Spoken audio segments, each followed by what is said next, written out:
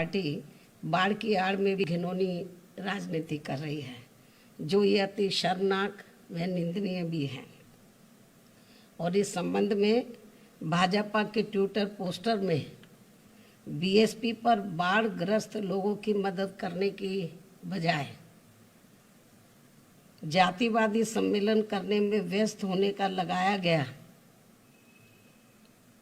इनका यह आरोप कितना उचित है, जनता ये सब जानती है।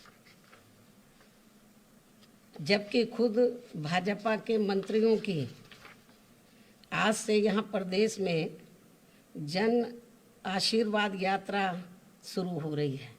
ऐसा क्यों, ये भी सोचने की बात है। वैसे इनको ये मालूम होना चाहिए कि बीएसपी के लोगों ने सबसे पहले आगे आकर अपने सामर्थ्य के हिसाब से यहाँ कोरोना काल में सरकारी उपेक्षा के शिकार लोगों की काफ़ी बढ़ चढ़ कर मदद की है। और इसी प्रकार ये लोग हमेशा बाढ़ पीड़ितों की भी मदद करते रहे हैं और अभी भी बीएसपी द्वारा बाढ़ पीड़ितों की मदद जारी है।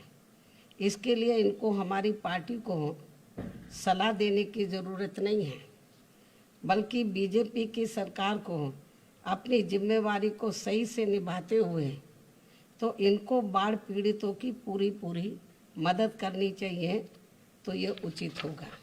अर्थात केवल हवाई दौरा करने से बाढ़ पीड़ितों की समस्या हल होने वाली नहीं है, बल्कि इनको समय से इन्हें सरकारी राहत सामग्री भी पहुंचानी चाहिए। इसके साथ ही बाढ़ के समय में बीजेपी ने आज से जो अपनी जन आशीर्वाद यात्रा शुरू की है, तो बेहतर होता यदि ये पार्टी अपनी इस यात्रा को बाढ़ पीड़ित मदद यात्रा के रूप में निकालती। ये समय की ज़रूरत थी और इनकी वास्तव में पूरी मदद भी करती। लेकिन वहीं दूसरी तरफ इस दौरान यदि बीएसपी अपने प्रबुद्ध वर्ग के सम्मेलन व अन्य कार्यक्रम आदि करती है, तो इनको अब यहाँ बाढ़ याद आ जाती है। ये सब इनका दोहरा चरित्र नहीं है तो और क्या है। इसके साथ ही कोरोना के दौरान बीजेपी की जन आशीर्वाद यात्रा में सरकार कितना कोरोना कर्तव्य व नियमों आदि को निभा पाएगी, अब ये देखने की बात है।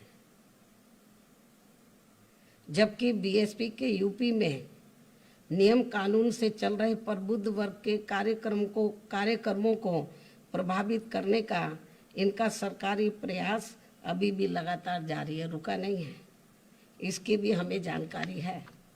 लेकिन इनकी इन सब गतिविधियों से ये जरूर स्पष्ट हो जाता है कि यूपी में बीएसपी के प्रबुद्ध वर्ग के हो रहे कार्यक्रमों से, सम्मेलनों से, विचार संगोष्ठी से बीजेपी अब काफ़ी ज़्यादा बौखलाई व घबराई हुई है। ये सब किसी से छिपा नहीं है, तो ये भी मैं आपको बताना चाहती हूँ।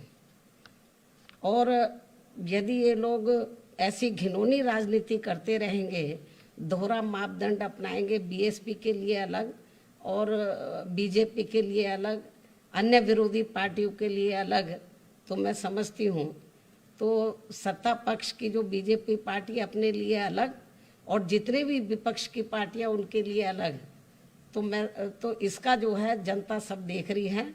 तो और जनता ये जो विपक्ष को जो रोकने के लिए बीजेपी जो किस्म के हथकंडे अपना रही है कि इनकी कमियां जनता के सामने ना आए, इनको किसी भी तरीके से साम दाम दंड भेद इस्तेमाल करके इनको रोका जाए, तो इससे ऐसा करके बीजेपी को राजनीतिक लाभ होने वाला नहीं है, इनको और ज़्यादा नुकसान होगा। तो मेरा तो बीजेपी को यही सलाह है कि इनको अपने लोगों को, बीजेपी को अपने लोगों को सलाह देनी चाहिए कि इस किस्म की घिनौनी राजनीति करने से इनको कोई लाभ पहुंचने वाला नहीं है, तो और ज़्यादातर नुकसान होगा। और यदि ये लोग ऐसा करेंगे तो इनको बहुत महंगा पड़ जाएगा आगामी विधानसभा चुनाव में। मुझे पूरा भरोसा है। और ये जो इस किस्म की ये जो हथकंडे इस्तेमाल कर रहे हैं, किस्म किस्म के, बीएसपी के लिए एक मापदंड और बीजेपी के लिए दूसरा मापदंड, तो मैं समझती हूँ कि जनता ये सब देख रही है। तो इससे जनता को लग रहा है कि बीजेपी का जनाधार खिसक रहा है, इनके नीचे से जमीन खिसक रही है। जनता को लग रहा है और कि बीजेपी अब बहुत घबराई हुई है, जमीन इनके नीचे से खिसक रही है। तो बीजेपी और भी किस्म किस्म के हथकंडे इस्तेमाल करेगी। तो मेरा तो बीएसपी के लोगों से यही कहना है कि इनको इनके हथकंडों का मुंह तोड़ जवाब देने के लिए तो अपने संगठन को मजबूत करना चाहिए, पार्टी के जनाधार को आगे बढ़ाना चाहिए, और जो भी पार्टी के कार्यक्रम चल रहे हैं तो उनको कोरोना नियमों को ध्यान में रखकर तो उनको कामयाब बनाना चाहिए। और अभी तक जो भी हमारे कार्यक्रम प्रदेश में हुए हैं या चल रहे हैं वर्तमान में, सब कोरोना नियमों को ध्यान में रखकर चल रहे हैं। तो ये भी मैं मीडिया के माध्यम से, आप लोगों के माध्यम से ये मैं प्रदेश की जनता को अवगत कराना चाहती हूँ। इसके अलावा कल से यूपी का विधानसभा सत्र भी शुरू हो रहा है। मैंने अपनी पार्टी के विधायकों से ये अनुरोध किया है कि वे विधानसभा के नियमों का पालन करते हुए प्रदेश में जनहित के मुद्दों को व खासकर 3 कृषि कानूनों के विरोध में, क्योंकि हमारी पार्टी शुरू से ही 3 जो कृषि कानून केंद्र सरकार ने पास किए किसानों की सहमति के बिना या उनको गुड फेथ में लिए बिना, तो हमारी पार्टी शुरू से ही इसके विरोध में है। और हमारी पार्टी ये चाहती है कि केंद्र की सरकार को ये कृषि कानून वापस लेने चाहिए, लेकिन अभी तक नहीं लिए हैं। तो हमारी पार्टी का ये प्रयास होगा कि यूपी में बीजेपी इनको लागू ना कर पाए, इन कृषि कानूनों को इम्प्लीमेंट ना कर पाए। तो इसके विरोध में ये, इसके लिए 3 कृषि कानूनों को ये लागू ना कर पाए, इसको लेकर, तथा यहाँ की खराब कानून व्यवस्था, ये लोग मीडिया में बहुत दिखाते रहते हैं कि हमने कानून का राज कायम किया है। कानून का राज तो सही मायने में बीएसपी की गवर्नमेंट में रहा है। तो यहाँ कानून का राज नहीं है, बल्कि ज़बरदस्ती मीडिया में कानून का राज चलाया हुआ है। तो यहाँ की खराब कानून व्यवस्था व दलितों का आए दिन हो रहा उत्पीड़न बड़े पैमाने पर, जिसको मीडिया में दर्शाया नहीं जाता। मीडिया में तो कोई इक्का दुक्का आ जाता है, कोई ऐसा दिन नहीं जाता जिस दिन यहाँ पर दलितों के ऊपर, अक़लियतों के ऊपर जुल्म जाती नहीं होती है। हमारी महिलाएं तक भी सुरक्षित नहीं हैं।